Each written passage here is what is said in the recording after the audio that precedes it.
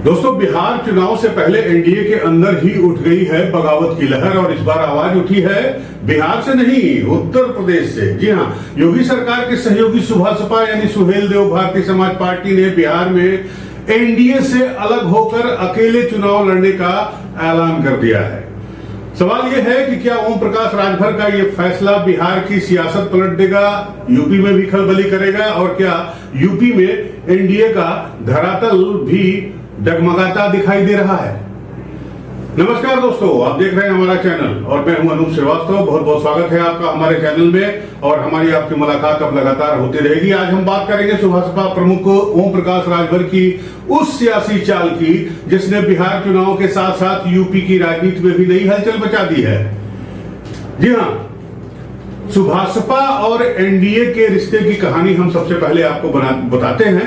आप बने रहिए हमारे साथ, वीडियो के अंत तक काफी इंटरेस्टिंग वीडियो होने जा रहा है। ओम प्रकाश राजभर वही नेता हैं जिन्होंने यूपी में एनडीए के साथ रहते हुए बीजेपी को पूर्वांचल की पिछड़ी जातियों में बड़ी पकड़ दिलाई है, ऐसा राजनीतिक विश्लेषक मानते हैं।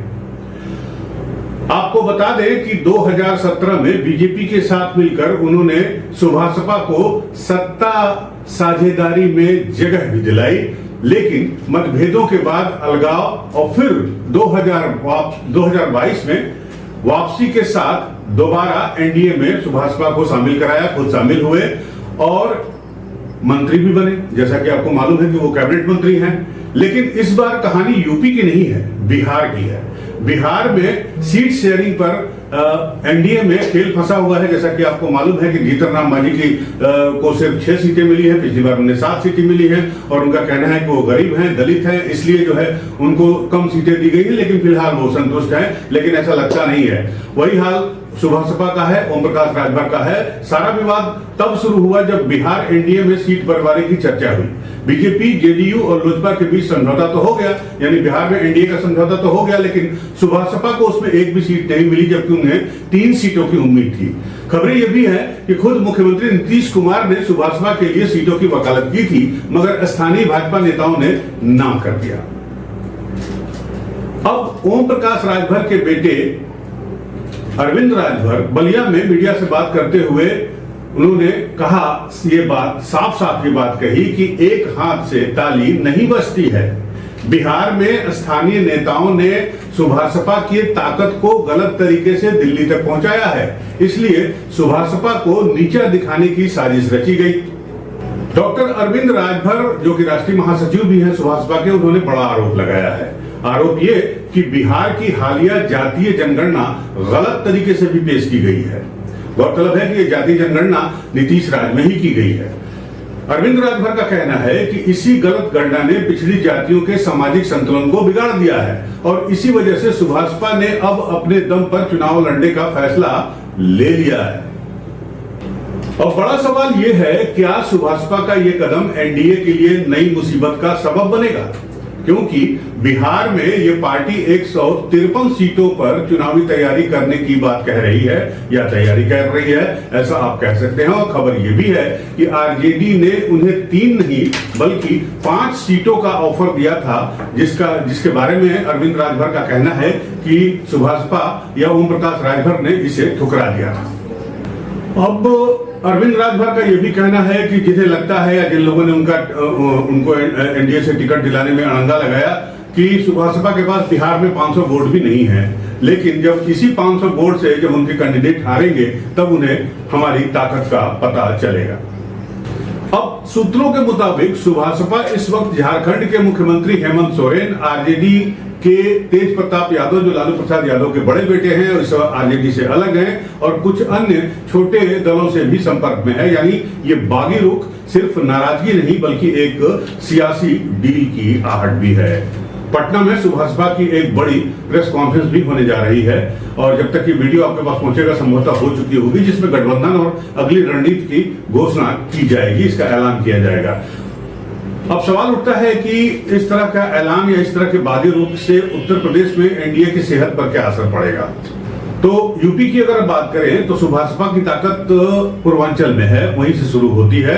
ओम प्रकाश राजभर योगी सरकार के सहयोगी है और एनडीए में अहम तौर पर पिछड़े वर्गों की राजनीति का चेहरा भी माने जाते हैं। कैबिनेट मंत्री भी हैं। लेकिन सवाल यह है कि अगर बिहार में बगावत हुई है तो यूपी में इसका असर क्या होगा, क्योंकि आपको मालूम है कि जनवरी 2026 में यूपी में पंचायत चुनाव होने वाले हैं और अपना दल की अनुप्रिया पटेल और निषाद पार्टी के संजय निषाद अभी से जो है कमर कसे हैं, तलवार उठाए हैं कि पंचायत चुनाव उनकी पार्टियां अकेले लड़ेंगी। यानी ये तीनों दल जो एनडीए में सहयोगी हैं उन्होंने पहले ही पंचायत चुनाव अकेले लड़ने का ऐलान कर दिया है। अब सुभाषपा के बागी तेवर ने बीजेपी की रणनीति को और उलझा दिया है। राजनीतिक जानकारों का मानना है कि यह सुभाषपा का प्रेशर पॉलिटिक्स है। एक तरफ पार्टी बिहार में अपनी शक्ति साबित करना चाहती है, वहीं बीजेपी को यह एहसास भी दिलाना चाहती है कि छोटी पार्टियों को नजरअंदाज करने की कीमत कितनी बड़ी हो सकती है। आपको बता दें कि सुभाषपा उत्तर प्रदेश की अगर बात करें तो 17 से अधिक जिलों में जातीय प्रभाव रखती है। बिहार की 153 सीटों पर उम्मीदवार उतारने का इन्होंने ऐलान किया है। नीतीश कुमार का भी सुभाषपा को लेकर सॉफ्ट रुख है। एनडीए के भीतर जातीय माइक्रोकास्ट गणित अब चुनौती बन रहा है।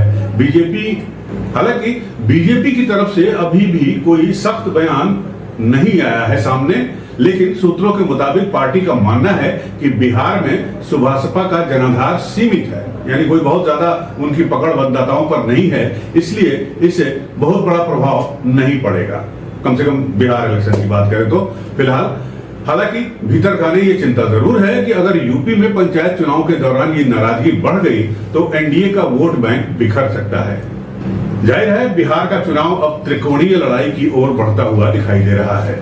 एक तरफ एनडीए, दूसरी तरफ इंडिया गठबंधन और अब सुभाषपा जैसी छोटी लेकिन प्रभावशाली पार्टियां या इनका गुट जो वोट बैंक को प्रभावित कर सकती हैं। पिछले चुनाव में आपको पता है कि कम से कम 3 दर्जन सीटें ऐसी थी जहां पर जीत हार का अंतर 2000 वोटों से कम था या 5000 वोटों से कम था, और इस तरह की छोटी पार्टियां भी जो है कई सीटों पर खेल बिगाड़ सकती हैं।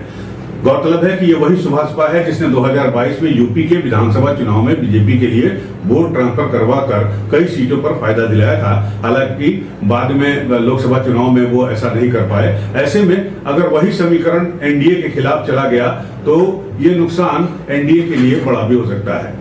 बलिया जिले के बेआरबारी इलाके में सुभाषपा के राष्ट्रीय महासचिव अरविंद राजभर ने जो संकेत दिए हैं वो स्पष्ट बताते हैं कि पार्टी अब किसी के दबाव में आने वाली नहीं है।